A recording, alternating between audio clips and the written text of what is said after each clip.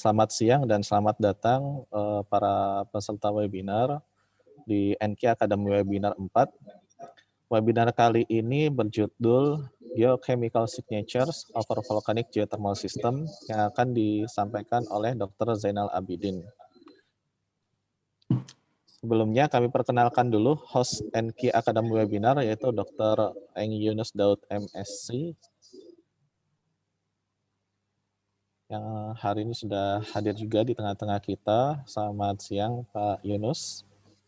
Selamat siang Mas Surya. Ya, saya bacakan dulu Pak Yunus, izin untuk membacakan kurikulum vitae Bapak. Silakan. Kurikulum vitae dari Bapak Dr. Eng Yunus Daud, Dipel Geothermtech MSc. Beliau adalah Head of Geothermal Exploration Master Program University of Indonesia dari tahun 2012 sampai saat ini. Beliau juga Head of Geothermal Research Center, salah satu institusi yang bergerak untuk riset geothermal di Universitas Indonesia dari tahun 2018 sampai saat ini. Beliau juga tergabung dalam tim expert di Direktorat EBTKE dari tahun 2006 sampai saat ini. Dan juga di tahun 2011 beliau mendirikan New Quest Geotechnology. Untuk background education beliau, S1 di Geofisika Universitas Indonesia tahun 87, kemudian dilanjutkan di Professional Postgraduate Diploma dulu ya di Geothermal Institute di Auckland, kemudian lanjut ke S2 Master of Science di Geofisika Universitas Indonesia tahun 96. Kemudian dilanjutkan di menempuh jalur doktoral di Geothermal Exploration Kyushu University tahun 98 sampai 2002. Baik, mungkin seperti itu CV dari host kita. Selanjutnya akan kami serahkan acara NK Academy Webinar kepada host NK Academy Webinar, kepada Dr. Yunus Daud, dipersilahkan. Baik, terima kasih Mas Surya. Assalamualaikum warahmatullahi wabarakatuh. Selamat siang dan salam sejahtera buat kita semua. Bersyukur pada siang hari ini kita masih diberikan kesehatan dan kesempatan oleh Tuhan Yang Maha Kuasa, sehingga siang hari ini kita bisa menyelenggarakan acara NK Academy Webinar yang keempat, yang insya Allah nanti akan bersyukur pada siang hari ini kita bisa bertemu muka ya, meskipun di sini sebagian dan masih belum bisa semuanya, namun kita bisa saling melihat, bertemu satu sama lain di sini. Bersyukur juga bahwa webinar yang keempat berhasil kita selenggarakan pada hari ini, mudah-mudahan lancar sampai akhir, tidak ada gangguan. Ini ada, terima kasih Mas Surya, Pak Zainal yang sudah hadir pada kesempatan siang hari ini untuk mengisi webinar yang keempat. Mohon dibukakan Mas Surya terkait dengan CV beliau. Jadi siang hari ini kita kedatangan tamu istimewa, Pak Dr. Zainal Abidin. Beliau adalah pakar, ya, ahli di bidang geokimia. Selama ini memang beliau berkarir di bidang geokimia. Dulu S1 di Departemen Kimia Universitas Indonesia, kemudian mendalami geothermal di Geothermal Institute, Auckland University, New Zealand, lalu juga tertinggi di Pusat Penelitian Aplikasi Isotop dan Teknologi Radiasi Batang. Kemudian setelah beliau pensiun, beliau juga bekerja sebagai Senior Geochemistry Consultant di Star Energy Geothermal. Lalu sejak S2 Geothermal Universitas Indonesia berdiri 2012, beliau juga menjadi tim inti, menjadi lecturer untuk mata kuliah Geokimia dan Teknologi Isotop. Saya kira hari ini pun juga banyak murid-murid beliau yang hadir juga, karena sudah lama juga mungkin nggak jumpa, dan ini ada kesempatan yang baik untuk berjumpa dengan gurunya, ya, Pak Zainal Abidin. Alhamdulillah. Lalu beliau juga saat ini menjadi NQ Professional Associate, tim ahli di Nuquest Geotechnology. Bidang ekspertis dari beliau kita sudah sama-sama mengenalnya, bahwasanya bidangnya adalah geokimia dan teknologi isotop, kemudian well test for chemistry analysis, serta tracer technology, dan sudah barang tentu ini pun juga berkaitan dengan geokimia dan isotop. Hadirin sekalian, Bapak Ibu, adik-adik, kawan, sahabat NQ Academy. Siang hari ini kita akan membahas geochemical signatures for volcanic geothermal system. Namun izinkan saya untuk memperkenalkan terlebih dahulu, barangkali di antara hadirin yang belum mengenal NQ Academy Webinar. Mohon izin saya ingin menyampaikan short introduction NQ Academy. Jadi NQ Academy itu didirikan di bawah PT Nuquest Geotechnology, dan ini didirikan pada khususnya tahun ini, tapi memang aktivitas keakademian ini sudah berlangsung cukup lama, ya, sejak NQ berdiri gitu. Jadi NQ Academy is a geothermal center of excellence under Nuquest Geotechnology, yang menyelenggarakan training course, webinars, e-learnings, juga corporate in-house courses for improving knowledge and skills in geothermal resources and technology. Semua kursus, training, dan sebagainya ini dideliver oleh NQ Professional Associates. Dan selain itu, NQ Academy juga memberikan research facilities dan supervision for undergraduate and postgraduate student in doing thesis and dissertation. Ya, ke depan pun juga ini sangat terbuka untuk kolaborasi di postdoktoral, ya, untuk bisa melakukan riset di Nuquest Geotechnology. The quality of all courses and research are evaluated by NQ Academy Board. Ini program-programnya, ada yang NQ Scholarship Awards. Ini saat ini memang khusus untuk internal, mudah-mudahan ke depan nanti bisa untuk external. NQ Training and Workshop, ya, kemudian juga NQ Academy Webinar pada hari ini yang keempat, kemudian in-house services, lalu juga professional training course services, student internship, and final project research, ya, baik ini S1, S2 maupun juga S3. Ya, tercatat saat ini di NQ Academy ada ketiga-tiganya, ada X1-nya ada, S2-nya ada, dan S3-nya pun juga ada. Mudah-mudahan ke depan bisa untuk postdoc juga. Untuk topik-topik, saya kira NQ Academy webinar dan course, ya, menyelenggarakan topik dari hulu sampai hilir sebagaimana yang ada di hadapan sahabat NQ Academy semuanya. Namun untuk NQ Academy webinar kita memang menyelenggarakan topik-topik yang strategik, ya. Jadi penyelenggaraan NQ Academy ini tidak diberikan untuk yang too technical, tetapi ini khususnya yang strategik. Topik-topik strategis itu disampaikan di sini, waktunya hanya 60 menit maksimum, gitu, tanya jawab 30 menit, sehingga mudah-mudahan dari NQ Academy ini bisa mendapatkan inspirasi, ya, inspirasi dari permasalahan-permasalahan penting yang ada di khususnya di negeri kita yang terkait dengan geothermal. Nah, khusus untuk hari ini NQ Academy itu mengambil tema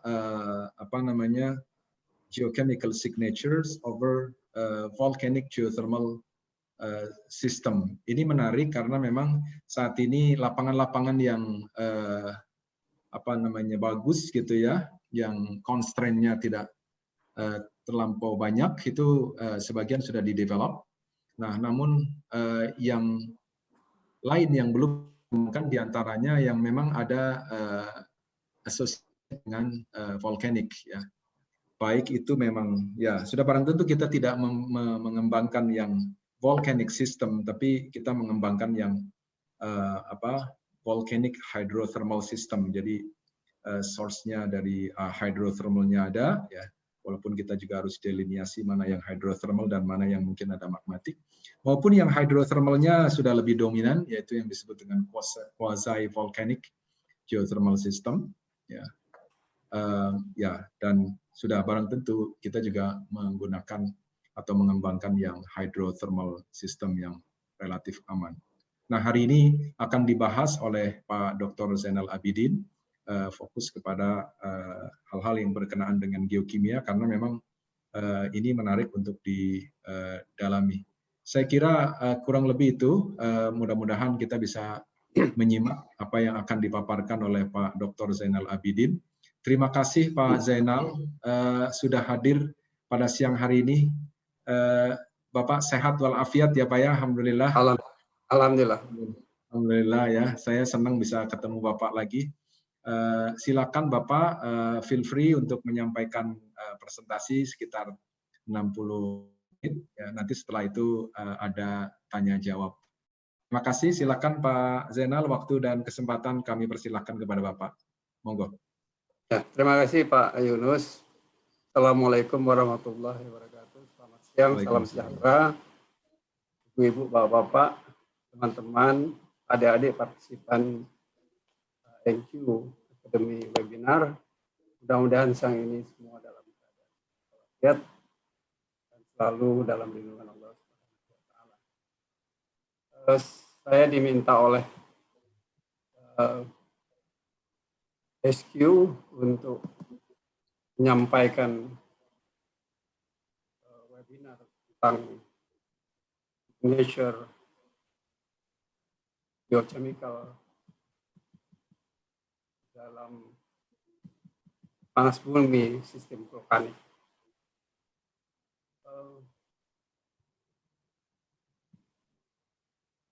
Untuk itu saya mencoba memaparkan secara geochemistry. Tentu saja sebelum itu saya balik dulu ke hulu. Bagaimana kejadian daripada sistem tektoniknya.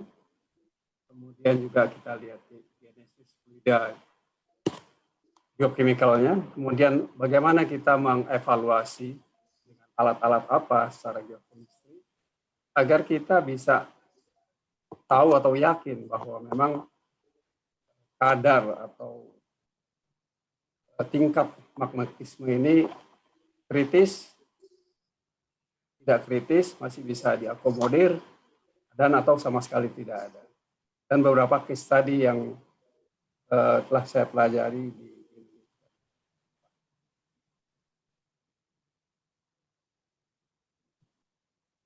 jadi memang di dalam eksplorasi geothermal, geochemistry megang peranan penting. Pertama, dia menentukan suhu reservoir. Kedua adalah asal-usul. Ini adalah sangat penting. Nature magmatik ini berhubungan dengan origin, asal-usul dari fluida itu, gas, fluida dalam reservoir. Kemudian juga tentu saja bagaimana kualitinya dan efeknya terhadap environmental, scaling, corrosion, dan lain-lain. Kemudian kita tahu bahwa Indonesia umumnya daerah vulkanik berdasarkan keadaan geologis dan geografis. Ya, memang di kita umumnya adalah tadi Pak Yunus sudah katakan bahwa yang bagus-bagus tidak mengandung magmatik sama sekali, sudah hampir habis. Tinggal yang asosiasi dengan vulkanik yang masih banyak. Samping juga yang intermediate, tersier. Untuk itu hari ini kita melihat bagaimana yang sistem vulkanik potensi banyak itu bisa kita ekstrak menjadi suatu energi yang menguntungkan untuk geothermal ke depan. Berikutnya, Pak. Berikutnya, Surya. Ya, berikutnya. Ya, ini adalah picture daripada tektonik. Kita lanjutkan lagi terus. Berikutnya.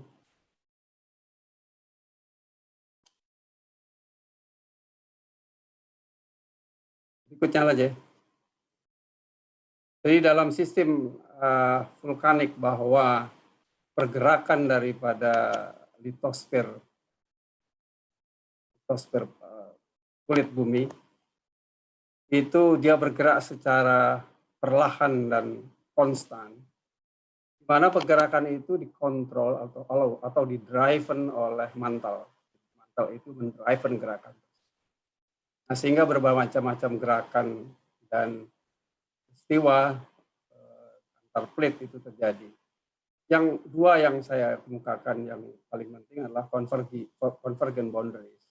Nah, dua plate itu bertabrakan, bisa juga menajam, disebut subduction, di mana pada kedalaman tertentu kira-kira 100 kiloan dia menggeser atau menggesek lapisan yang lebih lunak, air, naik ke atas menjadi magma.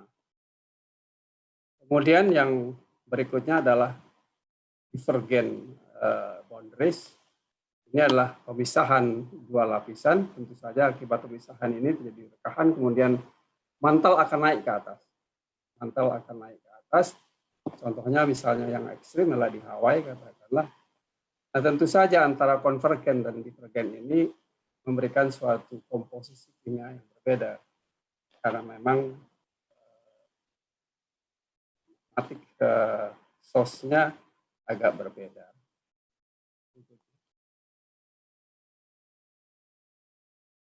Berikutnya, Surya. Nah, kemudian ini dari saya lari ke subduction karena di Indonesia banyak adalah konvergen ya. Jadi ada dua istilah, ada dikes, ada pluton. Jadi pluton ini tidak banyak terdapat di daerah subduction. Pluton ini banyak terjadi di divergen. Misalnya di Thailand, Iceland ada pluton. Karena pluton ini adalah satu emplacement magma yang kemudian mendingin, dan magma pluton itu akan mengkonduksi lapisan di atasnya membentuk sistem panas bumi. Nah, kenapa pluton ini tidak terjadi di Indonesia? Karena kita ketahui bahwa pluton ini terjadi di daerah rhyolite, karena rhyolite relatif kental karena kandungan silika yang tinggi. Sedangkan di Indonesia adalah subduction, konvergen dia lebih andesitik. Rhyolitic dengan basaltik bercampur menjadi andesitik. Kemudian andesitik lebih ringan atau lebih encer dibandingkan rhyolite, sehingga dia mudah naik ke atas, bentuk chimney, bentuk dike sampai ke permukaan. Kita tahu di dalam pergerakan lapisan-lapisan ini akan menimbulkan, akan terjadi fault system, patahan-patahan. Normal fault, reverse fault, dan lain-lain. Kemudian fault code inilah yang akan nantinya mentransmit parent fluid ke permukaan. Berikut. Nah, ini salah satu contoh dari fosil magma atau disebut juga pluton tadi, rhyolitic pluton. Ya, ada di dalam karena dia dorong tidak sampai ke atas, ada kelihatan sedikit naik, dia tidak mendorong permukaan. Kemudian yang sebelah kirinya adalah andesitik. Andesitik dia lebih menjadi dike, kemudian ke atas, adanya patahan-patahan yang terbentuk tadi, dia melepaskan fumaroles, spray, dan lain-lain. Nah, beberapa sistem ini bisa dibentuk karena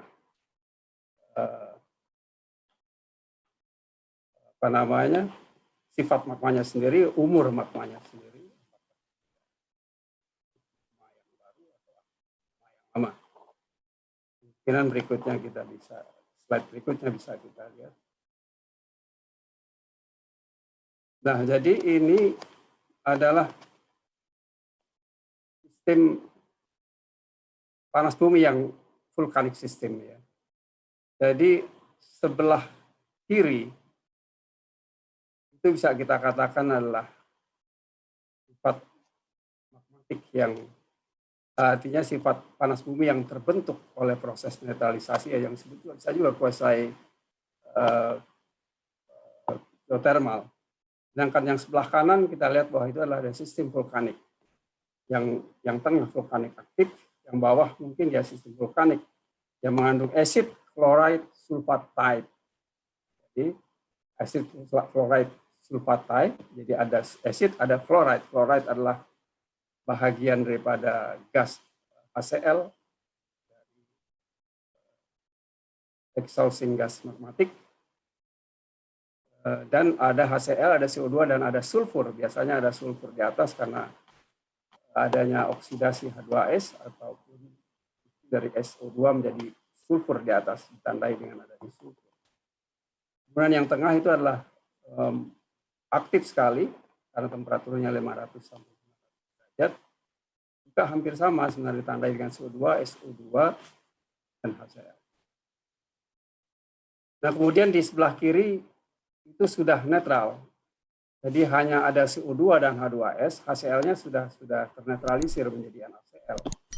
Sulfurnya tidak terlihat, mungkin ada tapi tidak terlalu banyak. Dan yang penting adalah ada neutral spring, ada NaCl type. Nah, ini adalah menandakan bahwa dia adalah, walaupun dia ada dalam body, tapi ada sistem panas bumi. Di dalam vulkanik atau kuasi vulkanik, bisa saja dia merupakan sistem panas bumi. Tentu dengan adanya satu persyaratan seperti panas bumi lainnya, tentu ada clay cap, recharge water, dan lain-lain. Nah, di sebelah kanan itu, di sebelah kiri itu terpenuhi semuanya.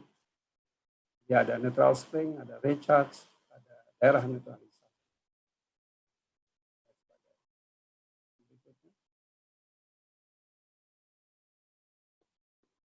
Berikutnya kita lihat.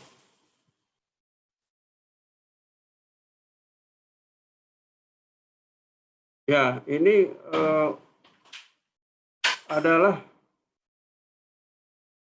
reservoir yang ada hosted volkanik yang ada di Indonesia.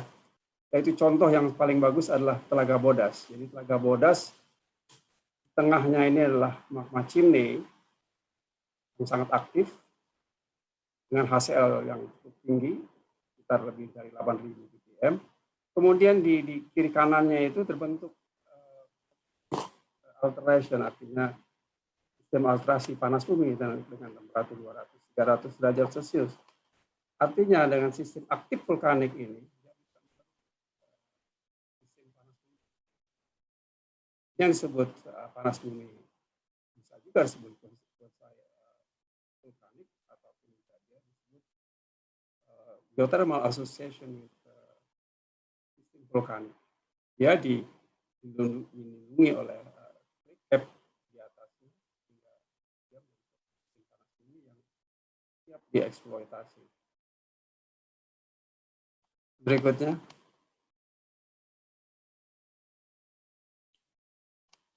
Ya, saya pikir ini sudah tadi di atas. Berikutnya lagi. Jadi sebelum masuk seksi ini bahwa dalam sistem panas bumi ada umur. Oh ini ya. Ini adalah proses bagaimana fluid apparent fluid terbentuk mulai dari non melting atau melted magma di bawah pada kedalaman 4-5 km, dia tidak naik ke atas, tapi dia mengkonduksi panas transfer ke atas, kemudian temperatur menurun menjadi 300-400 derajat pada kedalaman sekitar 3 km. Kita lihat ya. Nah, itu sudah masuk konvektif, artinya masuk konvektif, air recharge dari atas sudah mulai masuk. Mulai masuk bersentuhan atau bereaksi dengan rock panas sekitar 300-400 derajat, terjadi suatu water rock compression reaction. Kemudian terjadi suatu proses yang paling penting adalah proses netralisasi, terutama untuk gas-gas magmatik seperti SO2 dan HCl, itu yang paling utama. SO2 dinetralkan menjadi sulfat dan H2S, kemudian HCl dinetralkan menjadi NaCl. Kemudian dia menempati, karena pergerakan tadi, konvektif tadi menyebabkan terjadi suatu rekahan atau local fracture di sistem post rocknya, di reservoir, maka konvektif daripada water itu menjadi parent fluid, dia menempati suatu reservoir.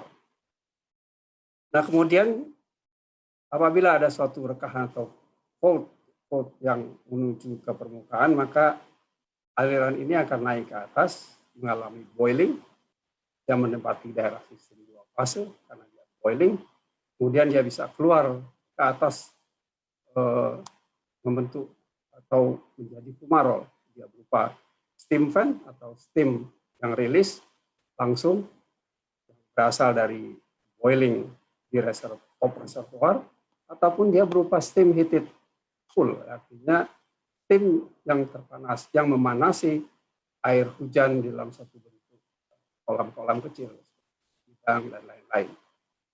Kemudian liquidnya, karena di Indonesia ketinggian gunung-gunung lebih dari 1.000-1.500, maka fluida liquid ini tidak bisa menembus di atas 1.000, ketinggian elevasi 1.000, maka dia akan melereng menuju tempat tertentu, mengeluarkan chloride spring. Biasanya pada saat dia melepaskan chloride menuju daerah lereng untuk melepaskan neutral chloride, dia juga melepaskan CO2 di perjalanannya. H2S-nya terdeposit di dalam, tapi CO2-nya terus ke atas membentuk bikarbonat water.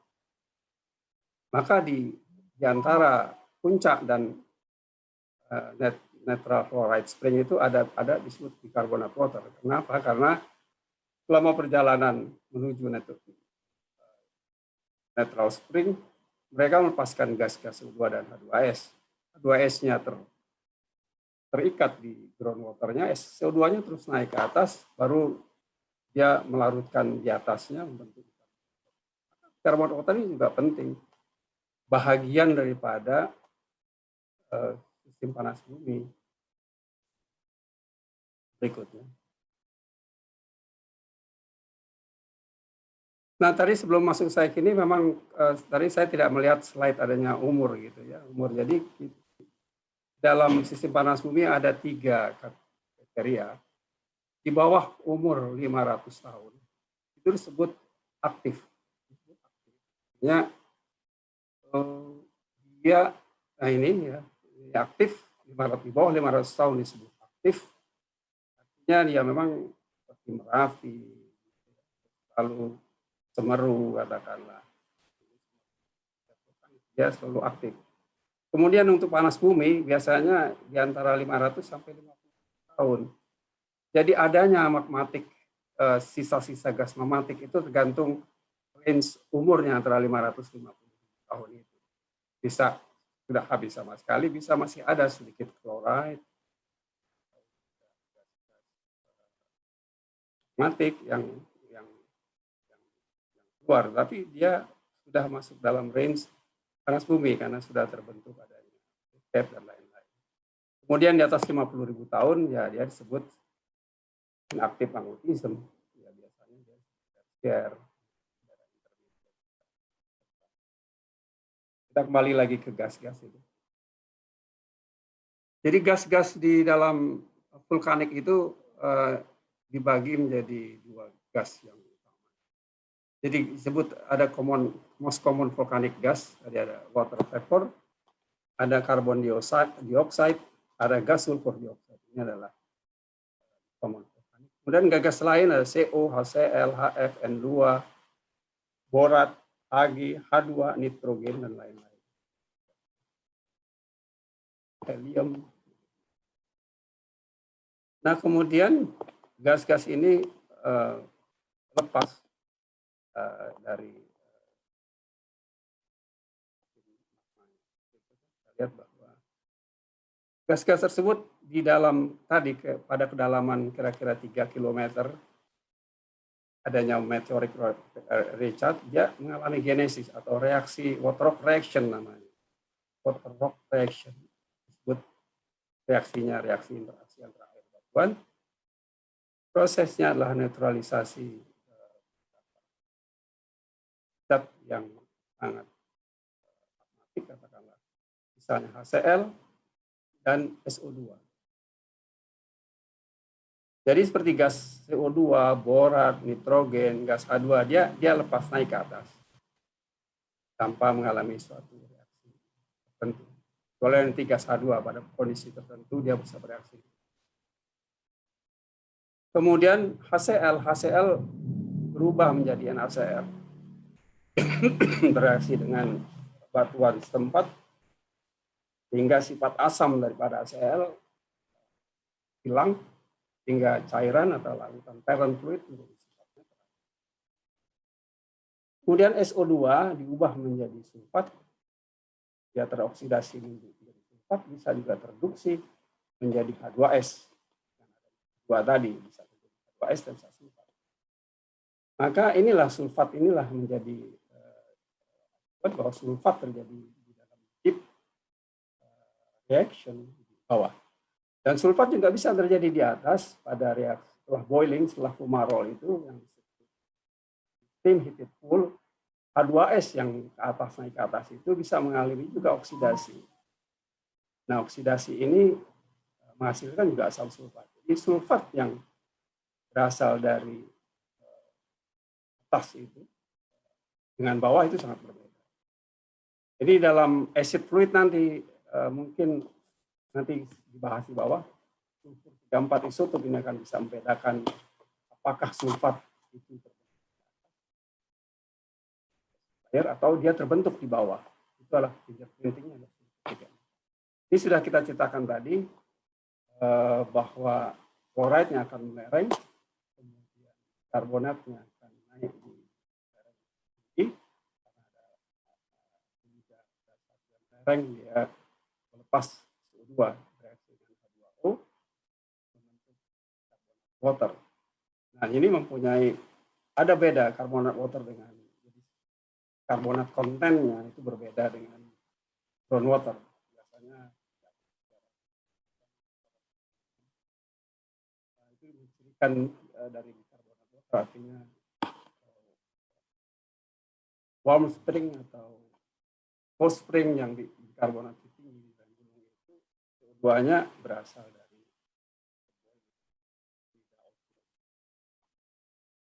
berikutnya.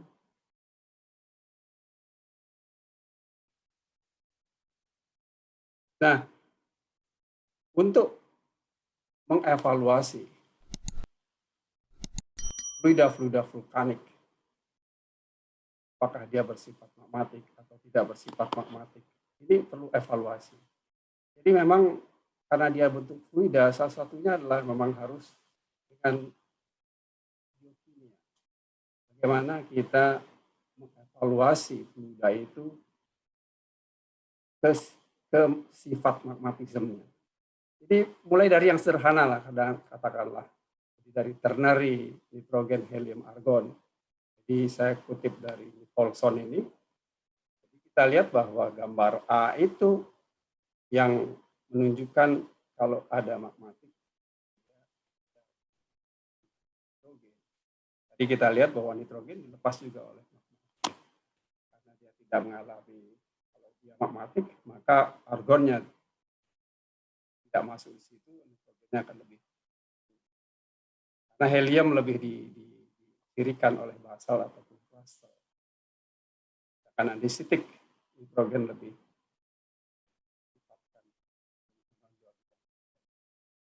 Kemudian kalau meteorik disifatkan oleh B. Jadi kalau wida tadi telah mengalami neutralisir, biasanya widanya sudah dimasukkan meteorik, maka dia bergeser dari nitrogen ke arah sehingga kita katakan di B itu bahwa pada das garis-garis itu adalah sistem meteorik. Dan yang lainnya saya tidak jelaskan. Yang D juga berikutnya adalah itu adalah rasio nitrogen dan argon.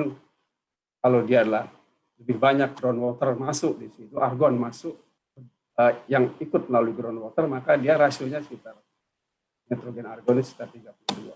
Tapi kalau R, udara yang masuk kemudian dia campur dengan fluida, maka dia kira-kira rasionya sekitar 8. Berikutnya.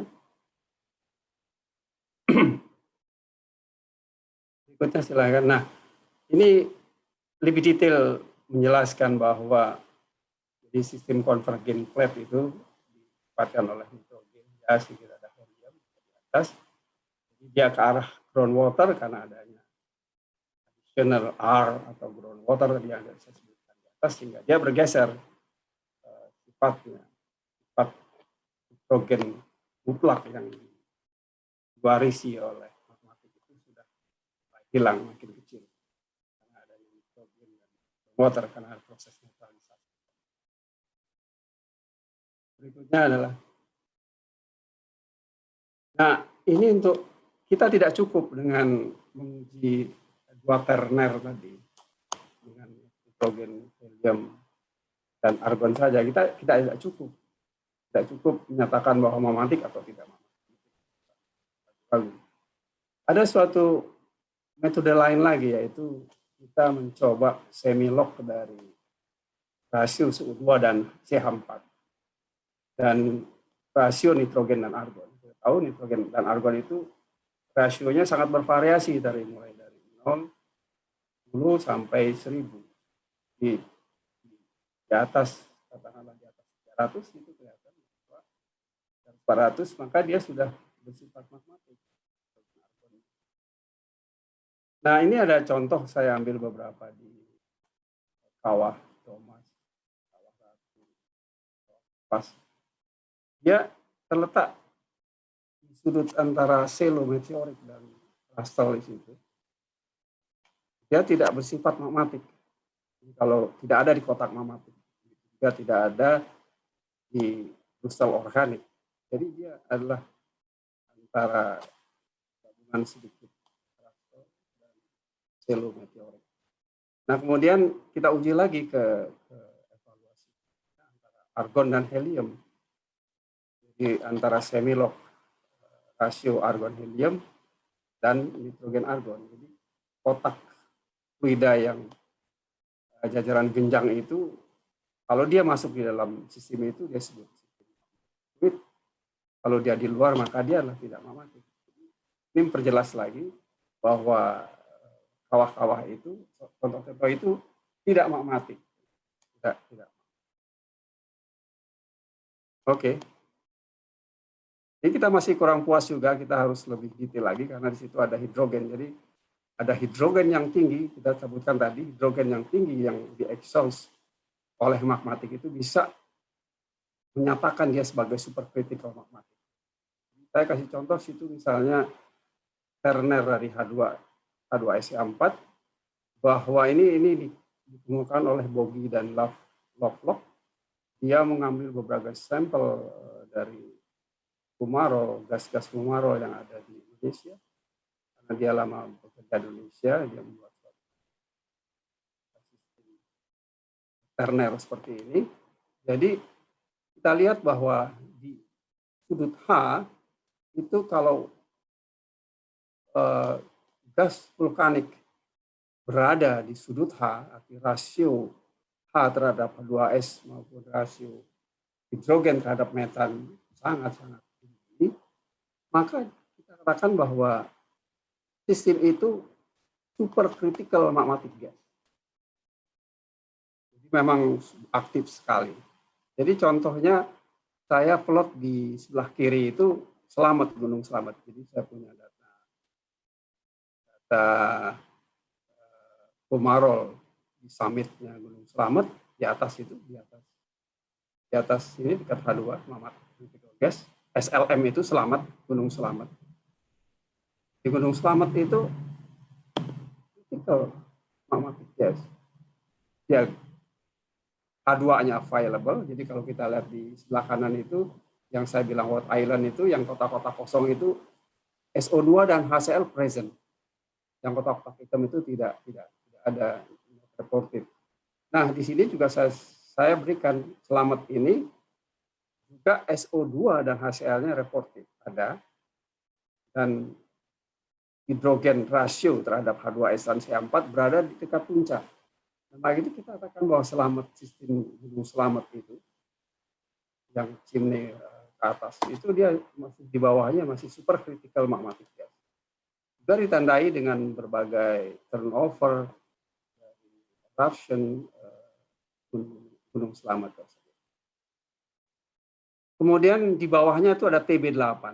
TB8 itu adalah sumur Telaga Bodas 8. Telaga Bodas 8 dia adalah sumur yang mengarah ke chimney. Kemudian di bawahnya itu TB2. Kita lihat TB2 lebih dari Telaga Bodas. Dia sudah mengalami suatu proses hidrothermal re-equilibrium yang netral. Jadi di TB2 itu sumur TB2 itu ya sudah dikatakan gas itu berasal dari neutral brine dengan pH neutral brine. Sehingga sumur itu bisa dieksploitasi. Maka Telaga Bodas walaupun dia ada chimney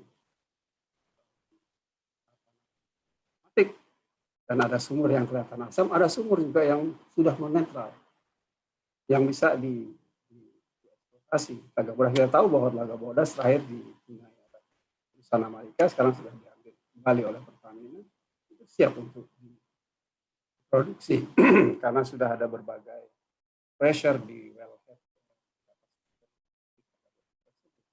Juga Telaga Bodas 1, Telaga Bodas 1, Kawah Ratu kelihatan di bawahnya lagi. Kemudian yang di sudut H2S itu yang disebut quenching magmatic gas, artinya quenching magmatic gas. Gas SO2 tadi yang pada suhu tinggi bereaksi dengan gas H2 yang dilepaskan itu. Part gitu ya. Jadi membentuk H2S, jadi rasio H2S-nya tinggi. Nah, kemudian tentu saja ini masih bisa Pomarol terapi, Thomas. Kemudian kawah baru ada di tengah, kemudian kawah Upas sudah netral sama sekali. Jadi itulah kita lihat, nanti kita kasih contoh. Bagaimana Buan Perahu itu ya tidak sebenarnya secara panas bumi dia tidak, Kawah Ratu aja sedikit. Nanti saya cerita lebih jauh di bawah contohnya. Kita teruskan. Nah, ini sudah kita lihat bahwa di mana posisi fluida kita. Kita sudah bisa mengambil kesimpulan. Kemudian inilah komposisi, kita lanjutkan saja. Isotop, kita masuk ke isotop, inilah posisi. Nah, itu kemudian signature daripada isotop. Jadi di dalam isotop itu oksigen 18 deuterium ada yang disebut garis meteoric waterline. Kalau secara global itu adalah deuterium 8 oksigen 18 plus 10. Kalau di Indonesia ini saya sudah teliti mulai dari Abang sampai Hendong, itu kira-kira meteoric waterline-nya adalah deuterium 8 oksigen 18 plus antara 13 dan 15. Sumatera relatif lebih 15, di Jawa sekitar 14-an, tetapi di Lahendong sekitar 13. Ini penelitian ini saya counter dengan Filipina sama dengan Mindanao, jadi Lahendong sama dengan Mindanao sekitar plus 13. Nah ini sudah saya ada di paper saya yang diterbitkan oleh IAEA, jadi beberapa peneliti asing seperti Marini untuk melihat metric waterline, dia melihat paper saya untuk tentang metode. Nah kemudian ada andesitik, tadi kita sudah sebutkan berapa sih water andesitik itu kita lihat di situ di antara plus 6 sampai plus 10, kemudian antara 10, kemudian di tengah itu ada ada primer water atau basaltic water. Nah, tinggal tergantung, karena kita tahu bahwa di Indonesia tentu saja andesitik menjadi perhatian karena memang kita hampir tidak ada basaltik. Maka biasanya kalau kita nyatakan bahwa ada sesuatu magmatik, maka kita lihat bahwa steam kondensit maupun fumarolnya mengandung oksigen yang bercampur dengan water. Misalnya contoh di Pengonan itu ada suatu Pengonan itu setelah dieksploitasi itu adanya mixing andesitik dengan fluida reservoir karena dia dieksploitasi hebat sedemikian rupa sehingga tertarik juga seperti model-model di Hawaii, model-model di Yellowstone maupun di Lardarilu. Yang di sebelah kanan sekali itu Kamojang. Itulah Kamojang. Kamojang tidak memperlihatkan adanya suatu andesitic water di situ. Jadi yang hijau itu adalah sumur-sumur Kamojang sekitar 18. Kemudian berikutnya, nah ini adalah salah satu Lardarilu. Jadi Lardarilu magma water dia lebih juga andesitic.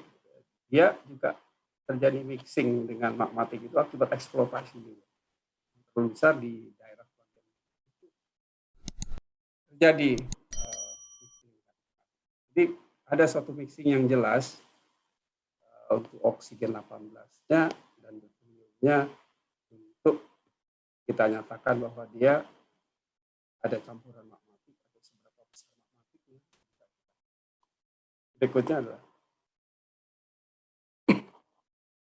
nah ini orang juga biasa masih penasaran juga. Di samping tadi sudah oksigen 18 deuterium, sudah tadi dengan gas-gas nitrogen, karbon dan lain-lain. Juga orang biasanya masih menganalisis C13. Jadi kita lihat C13 ini adalah sejarah C13. Jadi fingerprintingnya C13, jadi dia lepaskan minus 6. Kemudian hidrotermal antara 0 minus 2, kayak jadi biasanya sekitar 0. Kemudian kalau ada organik C13 minus 20, air hujan minus 7. Nah tergantung sekarang karena biasanya CO2 itu bisa juga oksidasi organik, bisa juga oksidasi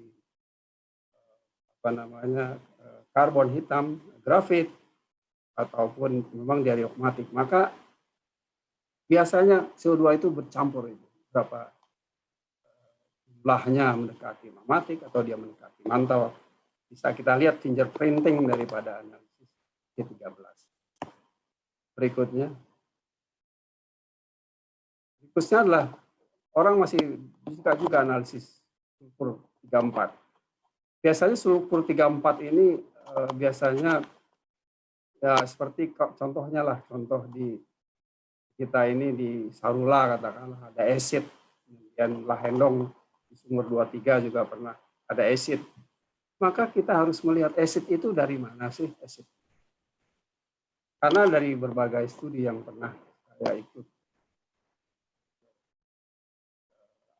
dan lain-lain di IAEA tahun 95. Jadi acid fluid itu bisa berasal dari lapisan layer asam di atas dan disebabkan oleh reaksi atas, kemudian kalau dia ditarik bisa juga dia turun ke bawah. Bisa juga dia berasal dari sulfur, ada endapan sulfur yang teroksidasi, ataupun bisa juga dia dari sistem magmatik. Dua. Nah, untuk lebih jauh kita mengelaborasi apakah fluida asam yang ditimbulkan itu dari mana. Nah, kita bisa selidiki sulfatnya. Sulfat yang paling mudah. Karena sulfat itu bisa terbentuk, tadi saya katakan bisa terbentuk di bawah, di deeper part, maupun dia bisa di atas.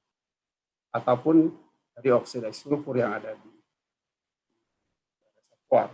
Nah, ini bisa kita lihat, kemudian kita cocokkan fingerprinting, ada beberapa juga elaborasi oksigen versus subur 34 dan lain-lain. Mungkin ini menarik, bisa lebih jauh.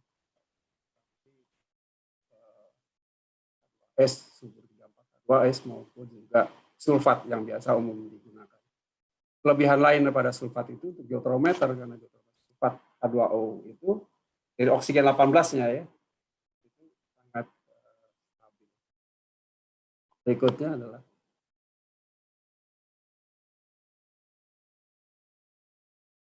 berikutnya. Nah, ini orang masih makin belum puas, jadi belum konklusif saja, masih belum konklusif, maka dia coba analisis helium-3, helium-4. Jadi apa sih tujuannya helium-3, helium-4?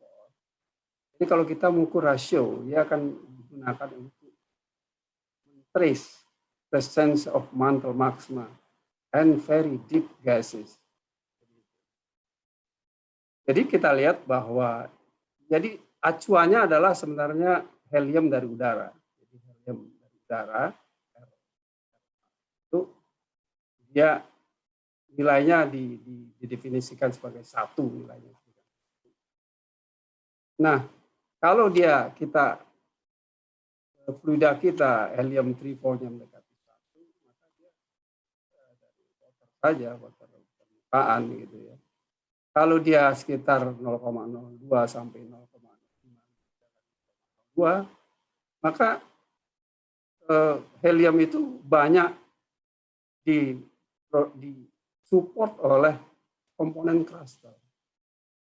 Tetapi kalau dia mendekati 9, 8, sekitar 8, maka gas deeper part-nya itu atau gas paling dalamnya itu yang mensupport itu adalah gas yang berasal dari mana. Nah, kita bisa simpulkan karena ini adalah sangat gas yang sangat dalam, apakah itu kita misalnya tanggungan perahu katakanlah di atas dari secara gas tidak diperlihatkan ada sesuatu. Tapi dia ada helium 3 volume per kita 7,9. Adanya unsur gas yang masuk ke dalam. Nanti kita lihat. Nah, itu kira-kira beberapa tool, banyak tool yang bisa digunakan untuk mengelaborasi signature daripada sifat magmatik juga yang kita mau eksplorasi dan eksploitasi untuk itu. Walaupun memang tidak ada suatu standar, katakanlah kita lihat di bawah misalnya sebagai contoh berikutnya adalah slide berikutnya.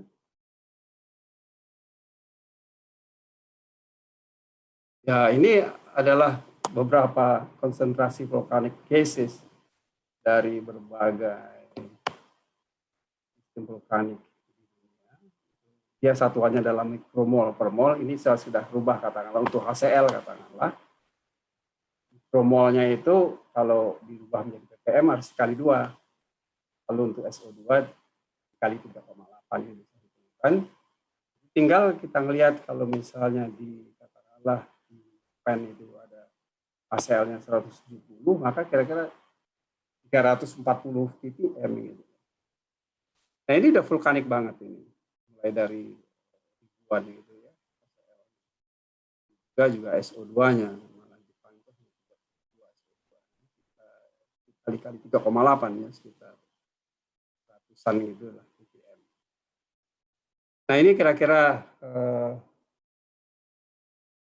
kimia komposisi gas dari sistem vulkanik aktif. Nah, di bawah itu ya tentunya ya, tergantung pada sistem dan lain-lain. HCl-nya hanya katakanlah di bawah 10 ppm ada, karena di dalam sistem kuasai vulkanik tadi tidak bisa kita hilangkan HCl, mungkin ada sekitar 5 ppm. Tapi kecil, karena dia sudah netral, tapi musim karena dia ada vulkanik katakanlah ya kita 600 tahun. Gitu.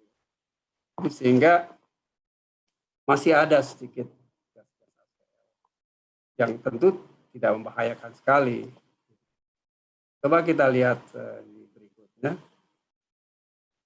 Contoh katakanlah tadi, contohkan misalnya satu adalah Telaga Bodas. Katakanlah Telaga Bodas di danaunya itu pH-nya itu sekitar 0,4. Kalau kita di Fumarol katakanlah di Fumarol yang normal gitu ya pH-nya ya sekitar 3. Tapi ini 0,4. Kenapa asam sekali? Karena ada kombinasi antara asam berasal dari HCl dan asam berasal dari asam sulfat yang terbentuk oleh oksidasi. Kita lihat bahwa fluornya itu sekitar 8.850. Jadi Cl itu bukan dari sifat Cl netral, jadi Cl asam itu. Jadi kalau dia Cl asam, maka itu dalam bentuk HCl, bukan dalam bentuk NaCl. Kecil ada dalam bentuk NaCl, tapi lebih besar dalam bentuk HCl. Artinya apa? Bahwa Telaga Bodas itu masih mengeluarkan gas-gas magmatik yang cukup, karena ditandai dengan adanya chimney. Magmatic chimney di situ. Tetapi di kiri kanannya sudah propilytic alteration, jadi sudah panas bumi netral, dan itu bisa dieksploitasi. Tinggal bagaimana, tentu saja Pertamina dan perusahaan Amerika dulu sudah memikirkan itu, beberapa turnover dari eruption, kemudian daerah bahayanya dan segala macam. Jika dipikirkan bahwa Telaga Bodas itu bisa siap untuk ada suatu sumber panas bumi yang berikutnya. Nah, ini saya membuat kontur dari Bodas, di Telaga Bodas dan Kalahan. Kita lihat bahwa di dekat Telaga Bodas itu pH-nya ya di bawah 3, 0,4. Kemudian makin ya ke utara, makin ya ke barat dan ke timur, pH-nya makin tinggi. Artinya apa? Itu daerah netralnya. Malah di bawah di Telaga 31 itu ada. Sedangkan ke atas lagi pH-nya lebih tinggi, Karaha itu biasa pH-nya tinggi-tinggi. Jadi beda sistem antara Karaha dan Telaga Bodas. Nah, di Telaga Bodas, kita terus Telaga Bodas itu pH-nya mulai dari on, chimney-nya adalah sangat asam, kemudian makin ke utara atau utara dan barat, dan timur dan barat itu makin netral. Sehingga itulah kemungkinan daerah-daerah present propolitik atau panas bumi yang bisa. Dan sekarang sudah dieksploitasi, Telaga Bodas siap di 30 mega kalau tidak. Berikutnya.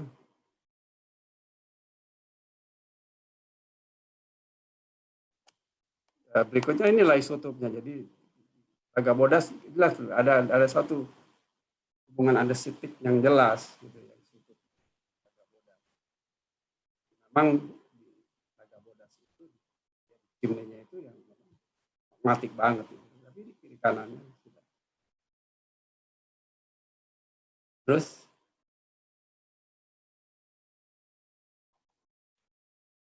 ya ini adalah nitrogennya, bahwa hidrat itu T8, T21B, T8B itu lah magmatik jelas. Tapi sumur-sumur di T2, T21A, TLG11 Nah itu dia tidak magmatik, dia sudah mendekati udara, dia tidak lagi magmatik. Reservoirnya netral itu juga hidrogen argon CO2-nya. Sesuai dengan tadi di keterangan di atas. Berikutnya.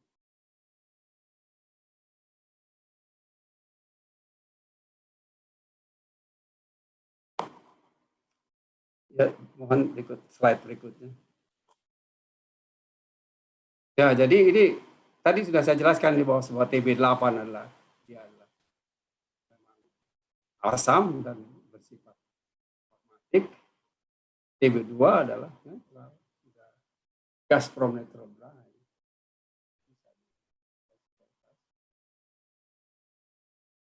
Telaga 11, telaga 31 itu sudah bisa dieksploitasi. Hanya telaga 8 inilah salah satu eksplorasi yang sangat eksplorasi dan development yang bagus. Dia mencoba sejauh mana mendekati chimney itu bisa terdeteksi adanya daerah-daerah yang masih dan daerah-daerah.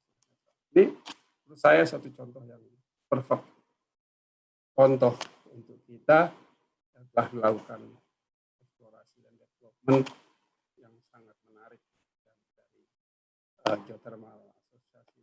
Ya, terima kasih Pak Zainal atas pemaparan yang cukup komprehensif. Saya kira ini menarik ya dari apa yang disampaikan Pak Zainal. Mungkin kalau kita lihat detail-detailnya lagi, kita telaah lebih dalam lagi, kita bisa mendapatkan satu pencerahan yang sebetulnya sangat kuantitatif ya. Saya melihat dari apa yang dipaparkan oleh Pak Zainal, bahwasanya ketika ada indikasi misalnya magmatik atau tidak magmatik, saya kira solusinya adalah bahwa kita perlu mengkaji, menganalisis secara kuantitatif, gitu ya Pak Zainal ya. Ya, secara kuantitatif dengan data-data yang jelas, yang clear gitu ya, sehingga itu akan bisa memberikan clue-clue kepada kita, sehingga kita bisa mengambil satu kesimpulan. Tadi saya lihat ada berbagai chart gitu ya, ternary diagram misalnya, itu yang bermacam-macam untuk bisa menentukan satu lapangan, satu kondisi fluida di lapangan itu magmatik atau tidak. Sehingga dari penjelasan siang hari ini kita bisa mendapat satu inspirasi bahwasanya kita tidak perlu terlalu khawatir terhadap magmatik ini, tapi tentu didukung dengan data-data yang ada gitu. Kalau data-data itu menunjukkan bahwa itu memang dari chartnya dan sebagainya tidak magmatik, maka kita pun juga tidak perlu berlebihan di dalam kekhawatiran. Namun kita juga tidak boleh terlalu di dalam melihat satu lapangan sehingga ini tidak magmatik dan seterusnya. Jadi kembalinya adalah kepada data, sehingga dengan ada data-data itu kita sudah punya tools-tools yang disampaikan oleh para ahli ya, dalam hal ini adalah ahli geokimia geothermal ya, termasuk geokimia vulkanologi, itu yang bisa memberikan jawaban terhadap ini.